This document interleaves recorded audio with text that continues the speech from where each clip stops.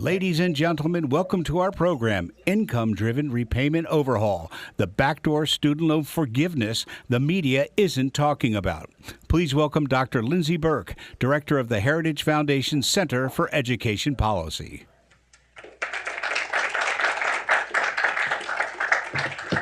Good morning. It is still the morning, right? It's 11. All right, good morning. Thanks, everybody, for being here today. Very excited about this panel. I know it's a wonky-sounding panel, and so really impressed that you're all here to dig into the numbers around IDR. So the big question before us is, does the Department of Education have the legal authority to unilaterally cancel $500 billion in student loan debt? At least that's the question the media talks about.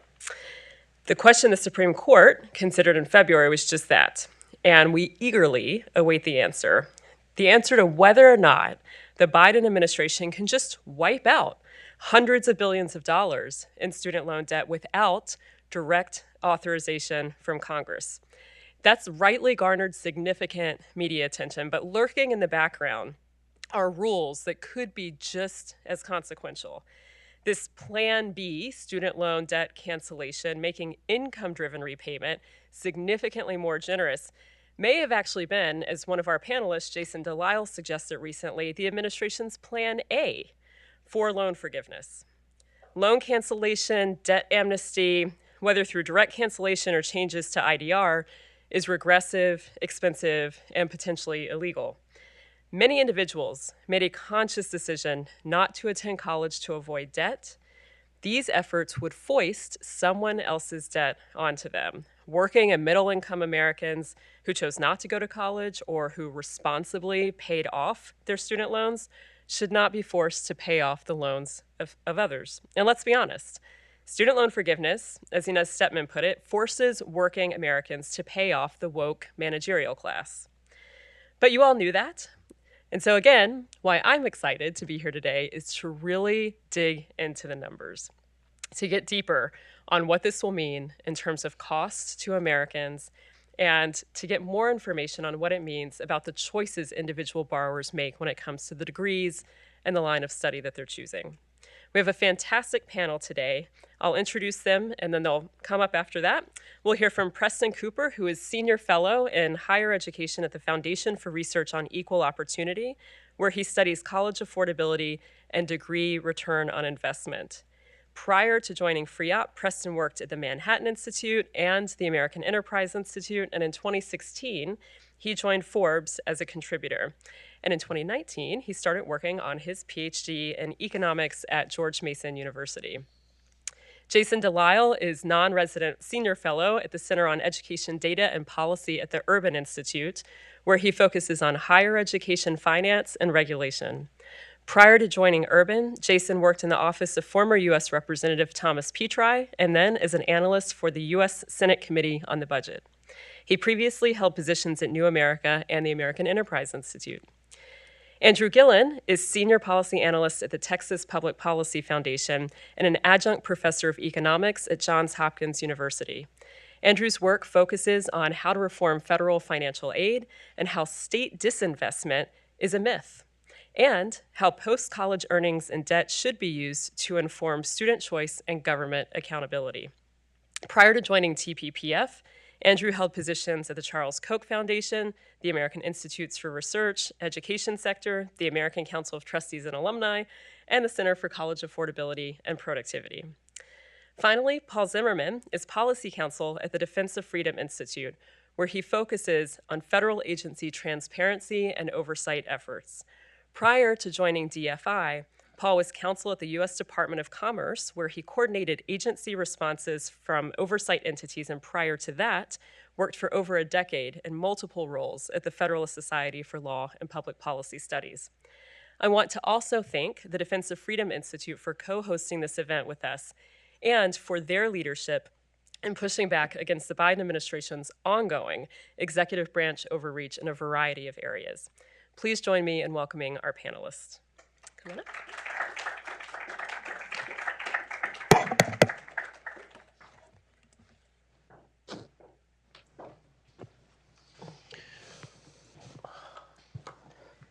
All right, everybody comfy? Good, perfect. Well, we're going to have a nice Q&A session with our panelists today. They do have some formal data prepared to show you, but we want to keep it relatively conversational today. I'm going to start with Preston to frame IDR, income-driven repayment. As I said in the opening, this is a major issue that is getting really, maybe not zero, but extremely limited coverage considering the scope. So can you walk us through the changes? What does this mean? What exactly is the Biden administration trying to do? Absolutely. So I have a couple slides prepared. I don't know if we can get the projection up, or do I press It's on this? the side there. Yep. Oh, it's over on the side. Okay. It's invisible to me, so all right. And up there. There we go. So yeah, as Lindsay said, I want to start by just walking us through, what income-driven repayment is and what changes the Biden administration is making. So let me just start by going over the current version of IDR. And basically, right now, when you graduate and you start repaying your student loans, you're automatically put in what's called the standard plan, which is just like a mortgage you pay over 10 years. You should be fully paying off your loan within 10 years with interest if you choose that plan. But if you choose, you can also go into what's called an income-driven repayment plan. And in that case, the amount that you're paying back is not at all linked to your balance or your interest rate. It's instead linked to what your income is. And so under the most generous current IDR plan, which is called Pay, basically, you will pay 10% of your income above 150% of the federal poverty line, which is about $22,000 for a single person in 2023. And so this is already a fairly generous plan. So the Congressional Budget Office has projected that we're going to forgive about $200 billion in loans under IDR plans over the next 10 years, even before taking into account the Biden administration's changes. About 80% of that forgiven balance is going to go to graduate students. So it's a fairly expensive program already, and it's also going to people who don't necessarily need the help, a lot of people with graduate degrees. The Biden administration is kind of going to take that and just ratchet it up to 11. So you can see on the right panel of that chart there, what the Biden administration is going to do is it's going to raise that exemption of income from 150% of the federal poverty line to 225% of the federal poverty line, so that you will be paying nothing if you make below $33,000 a year for a single person, and that's about the median earnings for somebody with an associate degree. So that's already, you're kind of getting free community college there, because people who are getting the median earnings for somebody with a community college degree are probably going to be paying nothing towards their loans. And then above that threshold, 225% of the federal poverty line, if you have undergraduate loans, you're going to be paying 5% of your income. If you have graduate loans, you're going to be paying 10% of your income. And remaining balances are going to be completely discharged after a period ranging from 10 to 25 years, depending, 1, on how much you borrowed, and 2, on whether you're getting PSLF, public service loan forgiveness, or not. There's also a secondary benefit here, which is interest forgiveness. So if your payment does not cover accrued interest on your loans, the remaining interest is going to be wiped out. So say that your monthly scheduled payment under this new IDR plan is $50 a month, but your accrued interest is $100 a month. That remaining $50 of unpaid interest is going to be wiped out. And a lot of people are going to be getting that benefit because payments are just going to be set so low. So that's, I can give you a little chart here just to show you exactly what that is going to mean for borrowers at different income levels. The media will often describe this new IDR plan as cutting payments in half, and that is the very bare minimum. Most borrowers are going to see their payments cut even more than in half. If you're making below $33,000 a year, your payments are going to be reduced to 0, so that's 100% reduction in payments. And even if you're making, middle-class income, an upper income, you're still going to be seeing your monthly payments reduced by more than half if you have undergraduate loans. So it really is, a fundamental change to the way we're doing student lending. I know Jason and Andrew are going to have more charts to show you exactly, how much of a subsidy this is going to be. But I also just want to give you a sense before I close out here of how much this is going to cost the federal government. So the official Education Department estimate says that this will cost about $138 billion over 10 years. That is almost certainly a massive underestimate because it assumes that no borrowers who are currently choosing that standard mortgage style plan are going to switch into IDR. It also assumes that colleges aren't going to raise their tuition at all in response to this hugely generous new plan. And it assumes that the Biden student loan forgiveness is going to be upheld by the Supreme Court. Therefore, so fewer people will be choosing IDR because they're getting their loans forgiven. The Congressional Budget Office has come out with an independent estimate, which I think is much more reasonable. They say that if you account for all of that stuff, it's going to cost more like $276 billion. The Penn-Wharton budget model says that if you have more liberal assumptions about how many people are going to use this new IDR plan, it could cost as much as $490 billion. So, a huge range of cost estimates, but they all agree that it's probably going to cost a heck of a lot of money. So with that, I'll give it back to Lindsay. Great. Thanks, Preston. So Jason, I know you've done a ton of analysis on what the numbers actually look like when you dig into them, what this means for borrowers, particularly by income. Preston alluded to this, so can you walk us through those numbers and scenarios? Yeah, so I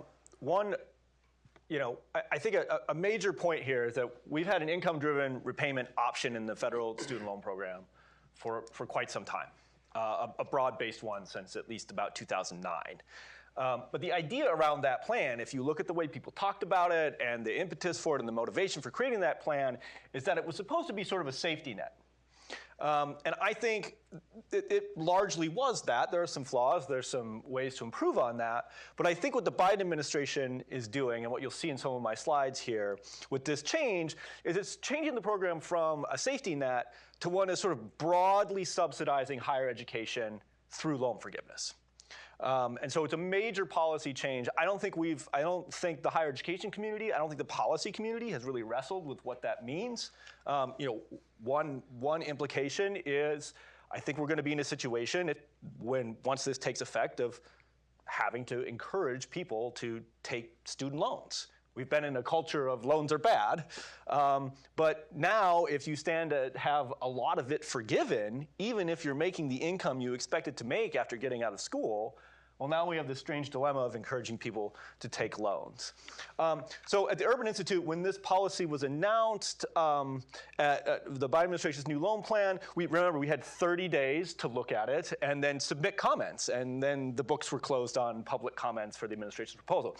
So we did the best analysis we could in the 15 days that we had to actually get it all done and get it out. And this here is the conclusion of the paper. You can go to the Urban Institute site and look at it. The conclusion is, once these changes go into effect, few college students will repay their student loans. What we did is, and the main effect here is for undergraduates. I will show you later on how the graduate students are actually largely unaffected by these changes. They still benefit heavily from income-driven repayment, but there isn't a big increase in benefit for them in the plan. In fact, there may be actually a reduction. So big change here targeted on undergrads.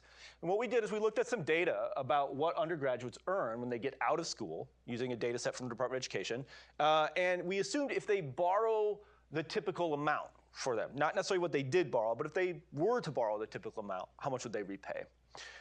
And we broke it down here in between to certificates and associate's degrees. And this is the share that they would repay, the share of the debt repaid. And then also bachelor's degrees. You can see under current IDR, an associate's or certificate degree student, most of them, about 62%, will fully repay the loan. Under the Biden administration's change, we estimate that only 11% will fully repay their loan. We think the majority of those students will receive some loan forgiveness under income-driven repayment. So essentially, loan forgiveness will become the norm for these students. For bachelor's degree students, for graduates, 60% would fully repay their loans. Now we would expect only 22%. So the typical bachelor's degree recipient will have at least some of their loan forgiven. Now I'm going to run through a couple of quick examples of individual borrowers. This is sort of a distribution of all undergraduates, but let's take some individual examples that we've run some analyses on at the Urban Institute. So let's look at undergraduates. Let's take an undergraduate with $30,000 in debt and a starting income of $50,000. This is not atypical, right? For someone who gets a bachelor's degree, this is kind of what we would expect the outcome to be. when they leave school. You can see on the left-hand side under current IDR, they borrow 30, they repay about $40,000, $41,000. I'm not discounting this for time, right? And they have none forgiven. They fully repay. Under the Biden plan, this borrower would have about $20,000 forgiven because the payments are so low. I'll run through a couple more examples. If we do debt of $12,000, income of $40,000, so we've lowered the income a little bit here. Still no loan forgiveness under current IDR. Under the Biden plan, they're only going to pay about $6,000 of this $12,000 loan, and they're going to have $11,000 forgiven. Now, here's someone who might maybe say they dropped out of community college, maybe. So they just have $5,000 in debt, and their income is $25,000 a year. They don't make a single payment under the Biden plan, and they have $7,500 in principal and interest forgiven. So they don't need to pay because their income isn't above this threshold that Preston talked about. So let me show you some graduate examples really quickly to wrap up. Remember how I said graduate borrowers are not really affected, and this is because they don't qualify for the lower share of their income towards their payment. So here's someone with $80,000 in debt, starting income of $65,000. These are basically the same, right, under current IDR and the Biden administration. And one of the reasons here, too, is that under the Biden administration's plan, you have to pay for 25 years before you get your loans forgiven if it's a graduate loan. That's an extension. The current policy is 20. Now, my last slide here is the place where graduate students will benefit from the Biden administration proposal plan is under public service loan forgiveness. Under public service loan forgiveness, if you use income-driven repayment, you pay for 10 years, you have any remaining debt forgiven. So graduate borrowers are going to make lower payments under income-driven repayment. They get this larger exemption, this 225% of poverty, but they're still going to get their loans forgiven after 10 years. So this is a little wild. This one takes, so this is someone who gets public service loan forgiveness. You can see how generous current IDR is already under public service loan forgiveness for someone with graduate debt. They would have about $56,000 of this debt forgiven. Under the Biden plan, that jumps to about $72,000 under public service, again, because they're going to make lower payments and they don't have a longer time frame. So really the big action here is on the undergraduate side, and I think the message here is that given the extent of loan forgiveness and the amount this reduces how much people are going to pay, we're sort of moving to a system of broad subsidies through income-driven repayment. That last chart is breathtaking and maddening. Andrew, so I know you've done just as much modeling. Can you tell us a little bit about how this varies by level of degree that a student pursues, a borrower pursues? Yeah, so the impact by degree really depends on which of the changes is going to affect those students the most.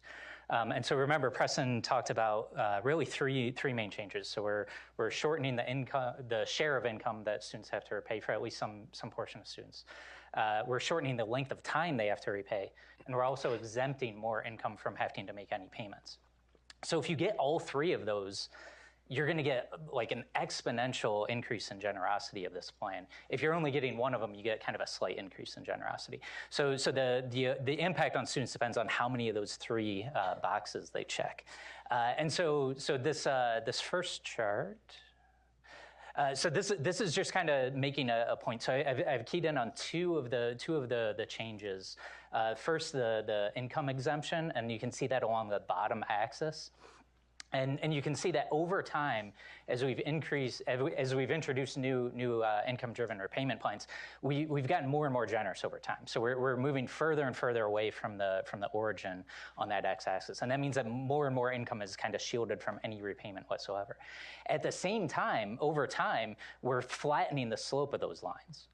So of the remaining income that we are paying, we're paying even less. So if you look at the far side, so the $80,000 of income, look at what those students are paying under the Biden plan. I think that's $250. I can't see it from here. I think it's about $250. Under the original income-driven repayment plan, which is called income contingent repayment, introduced in 1994, they were paying, I believe, over $1,000. So this is kind of a massive change, depending on how many of those boxes you check. So this chart here just basically shows you the change in a student's first payment that kind of that first month's payment under these various plans. And you can see that for the associate's degree students, they're really seeing their payments reduced, and most of that is coming because of the income exemption amount. So changing from 150% of the poverty line to 225%. Bachelor's degree, you still see a dip. Master's degree, you see a dip. But when you go to professional degree, the change there is really going to be driven by the forgiveness provisions and kind of the interaction of all those. And you can see this even more clearly in this chart here. So this is kind of, if you follow the Congressional Budget Office, this is based on how the Congressional Budget Office would consider subsidy rates. And so for associate's degrees, we're taking a loan that the CBO considers technically makes the government a profit under any of the existing income-driven repayment plans. And now governments are going to make a massive loss on those loans. The same thing happens with professional degrees. Interestingly, the opposite happens with master's degrees. So master's degrees are actually going to make the government more of a profit than was the case before. And we'll see the reason for that in these next couple of slides. So in these next slides, I'm showing kind of three panels here. So the top panel is just monthly payment under the different repayment plans. Second panel, the middle panel, is the present value of all the cumulative payments to date as a percent of the original loan. So if you go above 100%, that means that the government considers that it's making a profit on that loan. And then the bottom panel is just kind of the loan balance. And so this first chart is for bachelor's degree in fine and studio arts. And what we can see is that the payments vary quite a bit. So if you're standard loan payment or income-driven repayment, basically your kind of payments will increase until you reach the standard payment amount. And all those existing income-driven repayment plans, the government actually, you pay off your loan, the government makes a profit. But that changes with the Biden IDR program. Under the Biden IDR, this student will not pay a dime of their principal. They'll still pay a lot of interest, but the government will actually make a considerable loss on that. Now compare that to these charts, which is for a bachelor's in nursing degree. These students pay off their loans completely, and because they pay for slightly longer under the Biden plan, the government actually will make more of a profit on bachelor's in nursing degrees under these. And then last one I want to look at is, so this is a professional degree in law. So we go from a situation where the students pay off their loans under the standard repayment plan or under income-driven repayment. They don't repay it under repay, and they don't repay it under the Biden plan. But under repay, interestingly, the government will still make a profit on these loans because the student will pay so much interest over time. That is no longer the case under the Biden plan. So this is basically a subsidy for law school students as well.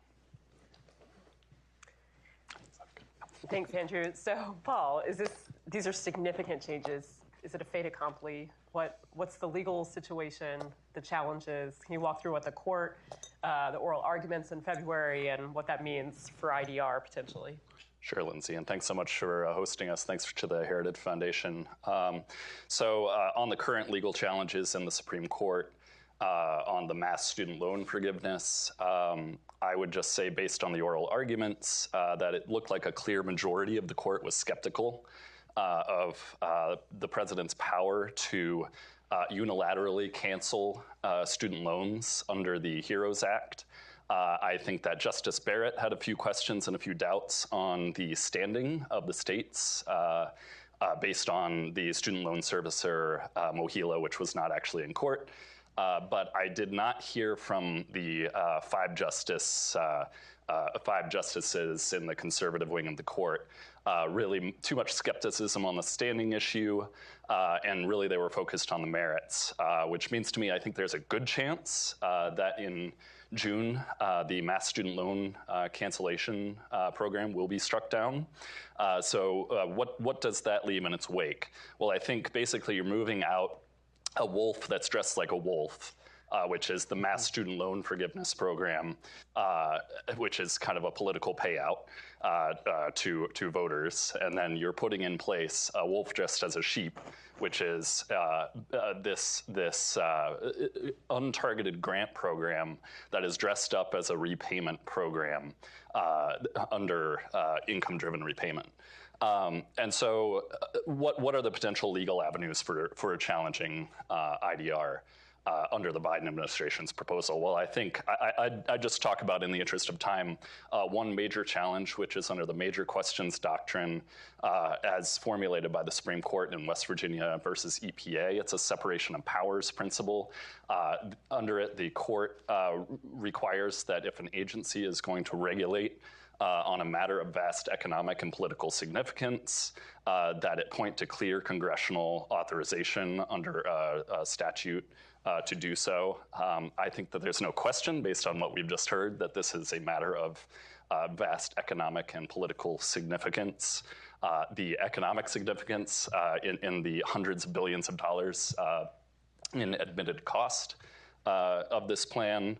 In terms of political significance, I think they're really taking an issue away from Congress that is very, very widely being debated in Congress right now through numerous proposals. And the executive is attempting to unilaterally regulate on this issue.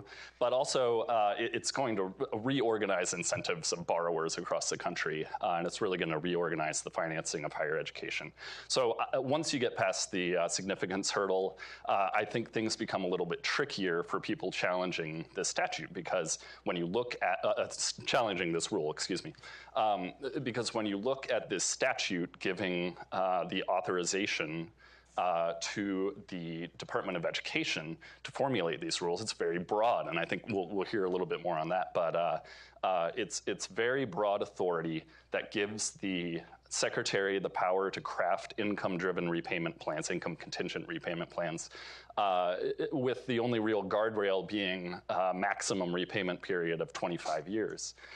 So I think the Secretary can point to that statute, say, look, I have all the authorization I need. And I think really where a challenger is going to have to be successful is saying, look, this is a difference in not just in degree from other past repayment plans. This is unprecedented. This is a difference in kind.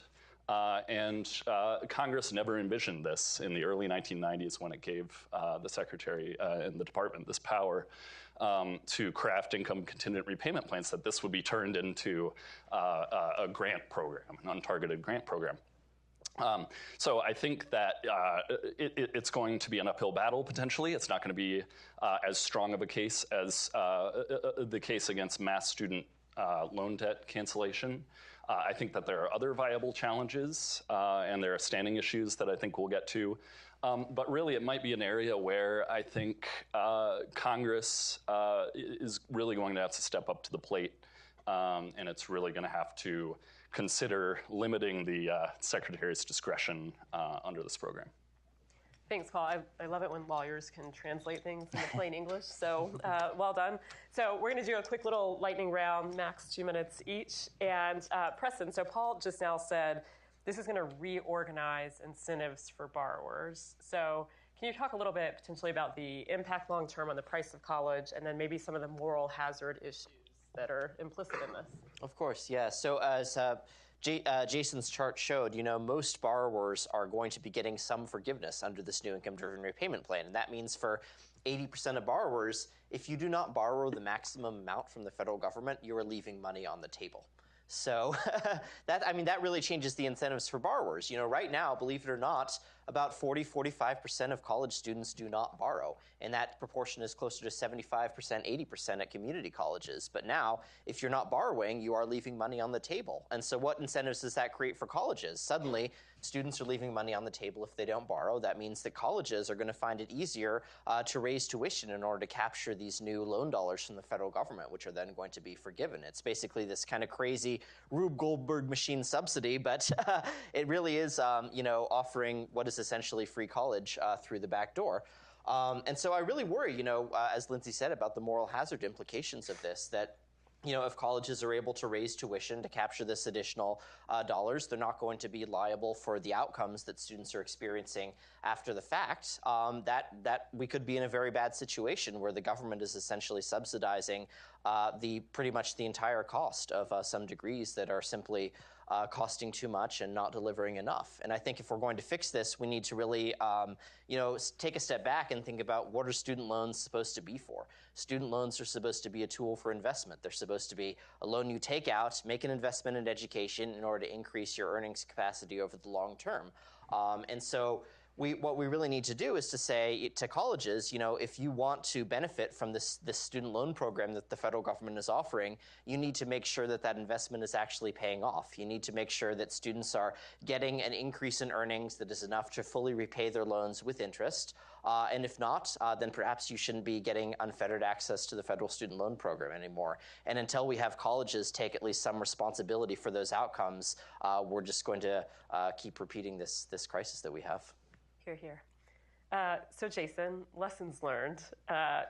Is the Biden administration really to blame, or is it Congress's fault? Did they plant the seeds? I mean, Paul alluded to this, and he did a good job of explaining it, and I'll just sort of reiterate, this plan, this income-driven repayment plan that the Biden administration is implementing, they are pointing to existing statute that pretty clearly says, and it is wildly open-ended. It was it's in the 1993 Omnibus Budget Reconciliation Act. Congress wanted the Department of Education to design an income-driven repayment plan, and they put no parameters on it whatsoever, other than loan forgiveness shall not occur any later than 25 years. So it can occur as soon as you would like it to occur. There's nothing in the statute to prevent them from forgiving the loans after 1 month of payments, really. So, there's a lot of blame here on Congress for writing a very open-ended law. I think, having gone back and looked at some of the hearing transcripts that led to the creation of that particular statute, the thinking at the time was that the secretary would design a plan that was sort of budget neutral and would cross-subsidize, where some people pay less, some people pay more. And in fact, the Clinton administration at the time, when asked in a hearing before the Senate Help Committee, how much would something like this cost if we gave you this authority? And the Clinton administration official testifying said, we view it as a wash. Yep, there you have it, right? So Congress said, oh, okay, I guess no one would abuse this if they're intending that it wouldn't cost anything. Might as well write it open-ended. And so that's how we have this situation. But I think one other observation on this is I keep thinking about in terms of sort of lessons learned here and things coming down the pike. Right? We have a problem of sort of resentment around student debt in this country. I think that there's a chance that gets worse based on something that Andrew said, right? Where we saw how someone pursuing a degree where their earnings are going to be low, they don't have to pay off the loan. They get it entirely forgiven. But the nurse, who has good earnings and is pursuing a career that's going to pay off, has to fully repay the loan. Yep. I mean, that's not a system that is necessarily going to make people sort of support the student loans, look at them any more favorably. I think it might create more resentment. Mm-hmm. Especially on the part of nurses and engineers, and we had an op-ed on that question not that long ago. Andrew, so let me caveat this by saying we know, yes, that outstanding aggregate student loan debt is high, right? Everybody knows the $1.7 trillion figure that's out there, whatever it's up to now. But the median monthly loan repayment for individuals is fairly modest, $222 a month. Last I checked was the median monthly payment. So just a little caveat before I ask you this question about, yes, we have a price problem in higher ed. College costs are increasing. So how do we bring accountability to higher ed pricing? If not, obviously, the Biden administration plan, what can be done? Yeah, that's a great question. The thing I really worry about with student aid in general, but particularly the student loan programs, is setting up systems that are kind of win-win-win win for the student, win for the government, win for the college. And right now, the student loans don't do that. So you can have a lot of programs out there where the school is the only winner because they get all their tuition money up front and they get to keep that, regardless of if the student defaults and regardless of if the government gets paid back. And so that to me is a broken system. That's not something that we should try to preserve and kind of strengthen. So the question is, okay, how do we get to a win-win-win where it's only in the school's interest to offer programs that are wins for the student, meaning the student can afford to repay their student loans comfortably, and where the government actually gets repaid. And so there's a couple of different ways of doing that. One is kind of what I think of as accountability, which is the government kind of coming in and saying, okay, we're going to establish some accountability thresholds and metrics where we are not going to allow this type of education to be provided. And you can do it at the program level. So you can say, okay, it seems like at this particular school, everybody who gets a bachelor's degree in fine and studio arts defaults. We're not going to let that program participate in the student loan program anymore. So you can do it kind of performance-based like that. The other way you could do this is with a risk-sharing proposal. So just pass it off to the school. Say, okay, we've got all these kind of safety nets for students. Right now, the government's paying that tab. Let's have the school pay it. And if the school still wants to offer that program, that's fine. They're going to be on the hook if the government doesn't repay that. And so I think those are the two ways you can switch from a system that's kind of lose-lose-win to win-win-win. That's great, thanks.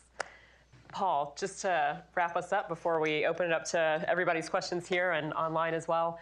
So you mentioned on the merits, right, major questions doctrine. This sounds maybe not like a slam dunk, but pretty solid on the merits, right, that this violates the major questions doctrine, that this is something that Congress clearly hasn't delegated to the executive. But what about standing? I mean, this is the big outstanding issue right now. Yeah, absolutely. And I think you see in the Supreme Court case that the biggest obstacle to a favorable victory for the plaintiffs is standing at this point, it seems like. And so I would say that in order to prove standing, you have to prove an injury. When the government is directing a fire hose of money on spraying money on colleges and on student loan borrowers, it's a little hard to prove an injury beyond like a broad taxpayer injury. So I would say a couple of things about standing. I think states could try to establish standing by claiming that by refusing to charge interest, the Biden administration is depriving them of tax revenue when they tax forgiven student loans. They're losing out on that revenue that would have constituted the interest. But let's not forget that this is a huge student loan forgiveness statute, basically. You get your student loan forgiven after 10 years in many circumstances. So I think states will experience a windfall in terms of tax revenue based on the forgiveness that'll happen under this rule.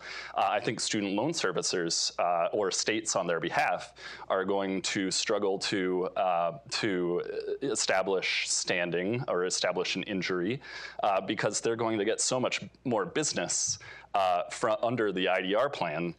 People who ordinarily would not have funded their college educations through student loans would be leaving money on the table, as we heard.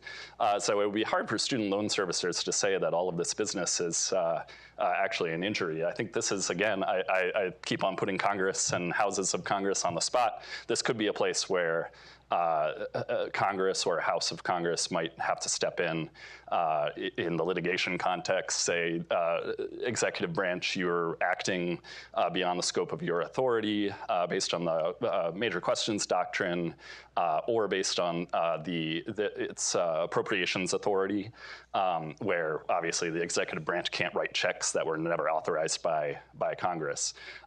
So that might be another area where Congress has to play a role. There's hope. Great. Thanks. Well, we want to open it up to your questions and any questions we have online. If you have a question, raise your hand. We have a mic that will come around to you. Or if no brave souls, we'll take a, okay, we've got one in the front. Bobby, down in the front here. Oh, perfect. Hey there, Steve Taylor with Stand Together Trust. So Jason, you talked about in the 90s, we had a Clinton administration official talk about this being a cost-neutral intent. Paul, as you think about any legal strategy, does that play into sort of the intent behind the program and how the current administration is exceeding that authority that, exceeding the initial intent created under that statute? Absolutely. I think that is going to be strong evidence that Congress never intended to create a program that was not, revenue neutral. That it never intended to create a program that was so generous that it effectively behaved as an untargeted grant program. I think this practice of agencies using statutes that have existed for a long time to fulfill their political priorities and campaign promises is something that the Supreme Court is scrutinizing in the past few years, and I think it's signaled that it's going to take a very close look at what the statute originally meant. I think that's true in a lot of contexts, and I think it's definitely true in the Higher Education Act context. Great. Other questions here?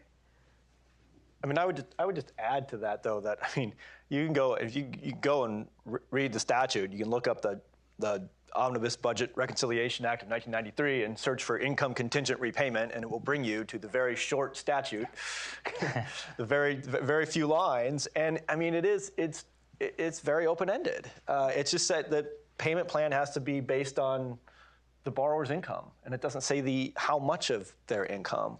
Paul and I were talking, though, but before this about, it's interesting. Sort of suppose the Biden administration had, because I believe they, at least if you read the statute, it looks like they could have done this, that they could have provided the loan forgiveness after 1 year of payment and on 1% of their income. And I have to sort of imagine what might have happened if that's the approach they took. I think that people might say, well, that's crazy. It's just sort of, I showed you some of these charts. This is fairly aggressive what they're doing now and a very major change. So I wonder if that might have gotten someone's attention. There might have been more political pushback, but again, I still think the statute seems to suggest that they could do that. So again, I go back to sort of saying, the lesson for Congress is write tighter laws. Great. Any online? Yeah, we had some sent in. Here's one. How reversible are the changes in forgiveness terms? Suppose that the next administration wants to go back to the old repayment requirements. Could the new administration do that, or would that constitute a taking? I guess, yeah. I don't think that it would constitute any constitutional issue to go back and reformulate the loan terms the way that they currently are. So I certainly do think that a future administration could do that, and I think that raises another problem with this proposed rule, and it's this kind of I'm gonna borrow a phrase from one of my colleagues. Executive ping pong between administrations, just bouncing back and forth. People don't know what to predict, based on what the previous administration does. So I think really borrowers are put in this position where, if a court strikes this down, or if the next administration overturns this, what position am I going to be in? And it's going to be very difficult to do any long-term planning, unfortunately, based on these rules. Other thoughts? Yeah, I think it would be difficult for a future administration to reverse it for borrowers who have already enrolled in that income in the new income-based repayment plan, because I think they would quite credibly say, I borrowed loans under the expectation that this super generous repayment plan would be available to me, and you can't then just take it away. If that's not a legal issue, it's certainly a big political issue. I think it would be easier to end the new, more generous income-driven repayment plan for new borrowers as of 2025 or whenever the new president takes office. But then you face the issue where if you still have this very open-ended statutory authority, 4 years later, the next president comes into office, they could just go back to the go back again to the very generous Biden version of income-driven repayment. And so you do have this ping pong, but it's an asymmetrical ping pong in which you can always make it more generous for current borrowers, but it's very difficult to then claw back those benefits for current borrowers. The one wild card still out there is the taxation of the forgiven amount at the end. So until this administration, if you got your loans forgiven, that was considered taxable income, and that would usually jump you up into a pretty high tax bracket. And so the current administration has gotten rid of that until 2025.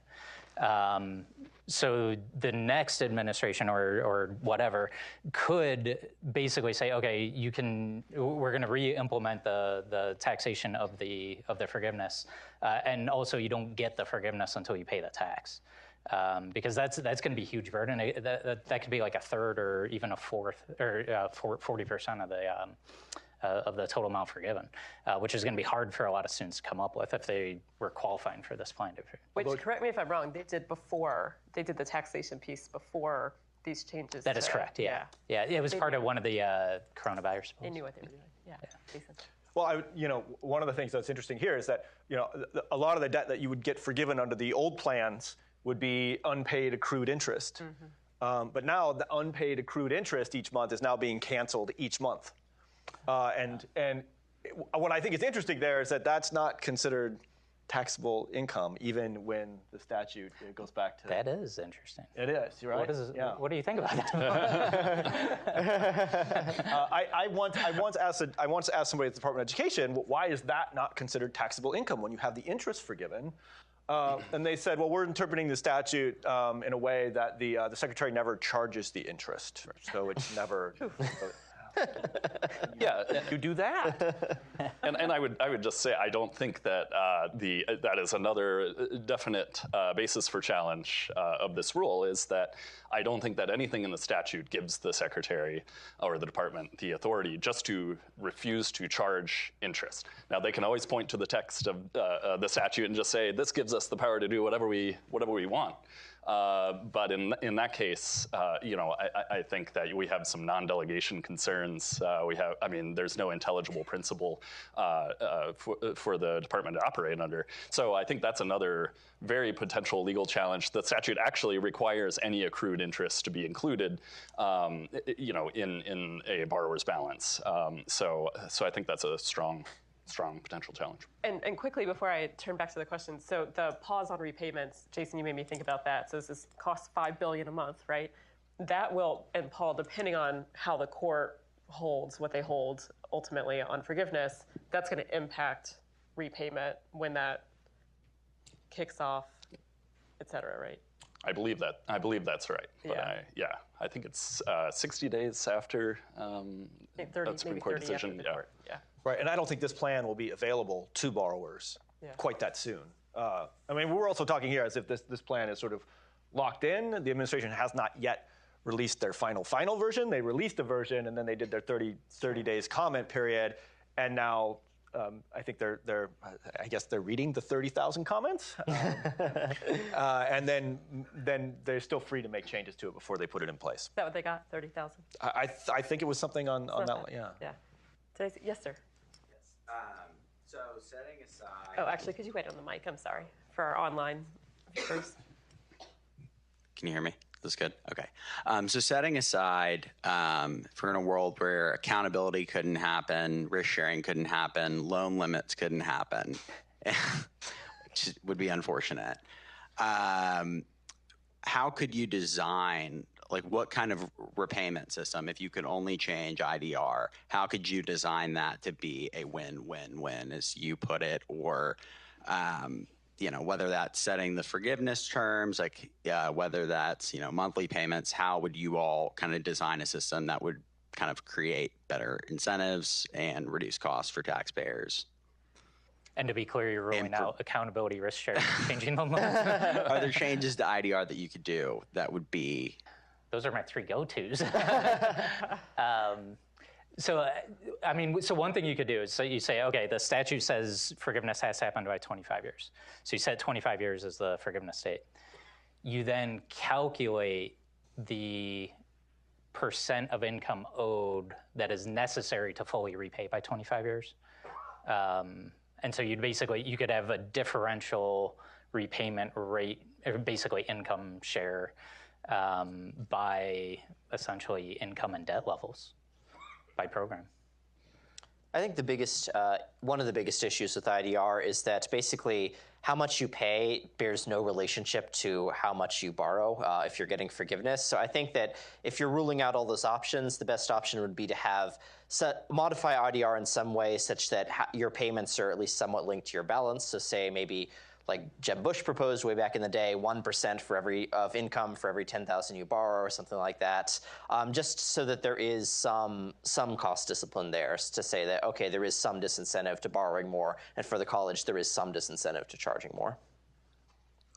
I would say, so, the answer to that, so the administration is they're moving 4 things in this plan. I think Andrew alluded to this, that any one of them is a big change, and they're doing 4, right? They're reducing the amount, or they're increasing the amount of income that is exempt from the payment calculation. They're reducing the share of your income that you have to pay. They're canceling any unpaid interest each month. And then they're increasing the time to loan forgiveness to as early as 10 years. I think if you did just 2 of any of the 4, you would have something that looked, I would say, more rational. So I think the issue is that they're doing all 4 of those things. You really can just pick any 2, whichever 2 you'd like, and you think are the most important, and I think that gets you to a much more rational and targeted program. Well, and they took those 4 levels and they moved them to the most generous settings ever in history, all of them simultaneously. In actuality, if you make one more generous, you can make another more stringent, and that'll help offset the budgetary impact. So if you want to forgive interest, okay, increase payments. If you want to exempt more income, okay, and don't forgive interest. That kind of stuff. Right. This is what the UK did. The UK has income-driven repayment as well, and a few years back they reduced the amount that you have to pay, the share of your income. But then they increase loan forgiveness to something like 35 or 40 years. That's what they're doing. 35, 40 years for loan forgiveness in their plan. We're going the other direction. Good on the Brits. We'll do another online question. Sure. Does the proposed forgiveness program apply to Graduate Plus and Parent Plus? On behalf of the taxpayer, shouldn't unlimited borrowing Graduate Plus programs be canceled? Yes, just in the Grad Plus program. Carry on. So I believe Grad Plus is included in this. Parent Plus is not. Is that everybody's understanding? Yeah. And then in terms of, I'm a big fan of kind of getting rid of the Plus program entirely. So for Parent Plus, there's kind of like a very under-acknowledged story that the default rates on that are atrocious. Because like think about it. If you are financially sound, you can get a much better loan term doing like a home equity line of credit to pay for your kid's college. So the parents who can't do that are taking out a lot of Parent Plus loans, but those are exactly the parents that can't afford really large loans. So Parent Plus is kind of scandalous, and it's ignored a lot. Grad Plus, my main problem with it is that it's uncapped, which I'm not allowed to lower the cap. So if you capped it at a reasonable level, it would function a lot more like the undergraduate loans. How about 0? Yeah. Great choice. But I'll add here that the Biden administration's change here, that if you're going to use this new plan with the graduate loan, you can't get loan forgiveness until 25 years. Currently, it's 20. And that, I mean, in running the numbers, that makes a pretty big difference. Their payments are lower. Their payments are lower under this plan. But that seems to be, in the data, that seems to be pretty well offset by the fact that they have to pay for 5 more years. Yes, praise for the Biden administration on this. I mean, I have to, they did take some steps to reduce the increase in benefits for graduate students. So, I mean, you have to give them credit for that, as hard as it is. I do want to mention, though, that if graduate students so choose, they can still use one of the current IBR plans, new income-based repayment, IBR, rather than IDR, which will give them access to the 20-year loan forgiveness. The fact is they won't get the 225% of poverty exemption, so if you're a grad student, you'll have to get your spreadsheet out and figure out which one of those is better for you, but you do still have access to the to the 20-year loan forgiveness. So first, do no harm. Yeah, do no harm, yeah, right? Exactly. Yes, sir.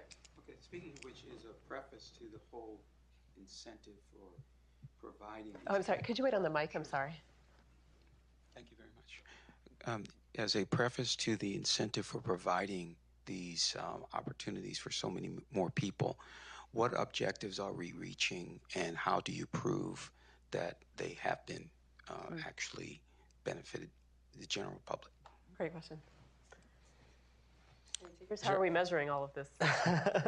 Well, I think we should think about higher education as we want higher education to fulfill an educational Hippocratic oath, which is that it should leave you no worse off financially than you would have been if you hadn't gone to college. It doesn't have to make you rich all the time, but I do think that college shouldn't bring you behind financially. But unfortunately, in a lot of cases, it's doing that. So there's a lot of evidence showing, if you start college but don't finish, you're often worse off than if you hadn't gone at all. There's some majors where you're earning less than a high school graduate would. So I think we do need to, it's difficult to measure. I do have a paper trying to measure this and trying to say, what is the actual return on investment associated with each degree and certificate, which you can check out at freeup.org if you want. But, I think we do need to say to colleges, if you want access to these federal aid programs, you have to meet that very basic standard of not leaving your students any worse off than they would have been if they hadn't gone to college at all. That's great. Other questions in the room? Other online questions, Bobby? Sure. Has anyone proposed a compromise of generous income-driven payment plans in exchange for getting the Department of Education out of the student loan business permanently? Your terms are acceptable. So, it's a good question, right? If we're blue skying here, what are the prospects for eventually winding down the federal student loan program in the main?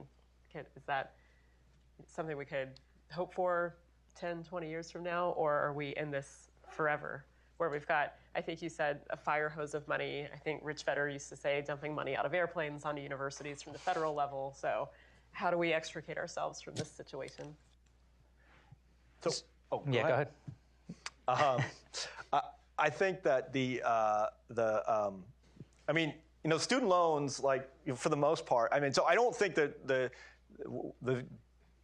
federal student loan program is ending anytime soon. And the reason for that, I think with these changes to the mass loan forgiveness and income-driven repayment, I think that has some people who maybe were on the fence about that saying, maybe this isn't a great approach. But for the most part, loans, offer a lot of college access in terms of buying power for people to go.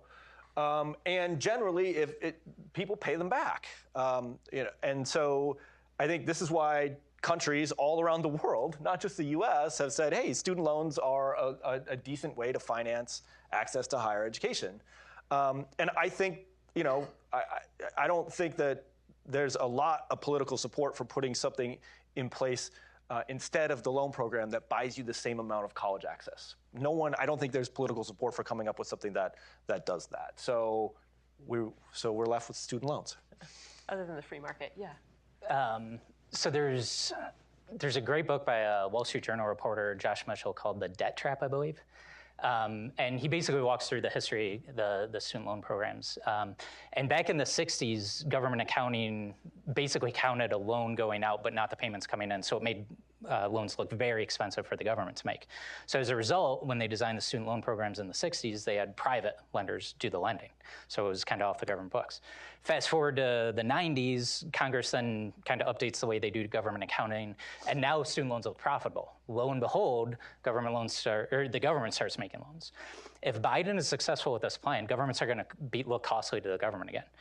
And so my prediction is that within 10 years or so, we're then going to see the government be out of the student loan business. So if Biden is successful in implementing this plan, I think it'll actually be just a temporary victory, because it'll basically set up the conditions for any kind of reconciliation bill that's looking for money or anything to say, okay, well, if we got the government out of student lending, that would save the government a ton of money. I think that is such an optimistic note to end on. Well, great. Unless Paul or Preston, if y'all have any final thoughts? Yeah, I think I want to add to this discussion that the federal government is actually not very good at being a bank. One of the ways that this new IDR plan came into existence is that a lot of students had felt betrayed by just the administration of student loans in the past. So for instance, they were trying to get forgiveness under the old IDR plans, but the servicers weren't counting their payments right, and there was all this paperwork and blah, blah, blah, blah, blah. And so part of the reason that the Biden administration introduced this super generous new plan is to say we want to make this right because we recognize that the federal government is absolutely terrible at running a student loan program. And so that's something that I think we need to keep in mind, is that I think theoretically, yes, there is a place for federal student lending in terms of and expanding access to college, solving a credit market failure, et cetera, et cetera, et cetera. But we do need to be mindful of the fact that there's government failure in addition to market failure, and that the federal government might not just be able to run this to our satisfaction. That's great. Well, I know you've all memorized all the numbers that you heard today, but just in case you didn't, this will be online in perpetuity within 24 hours, give or take, so you'll have access to all of their PowerPoint presentations, et cetera. But please join me in thanking our panelists.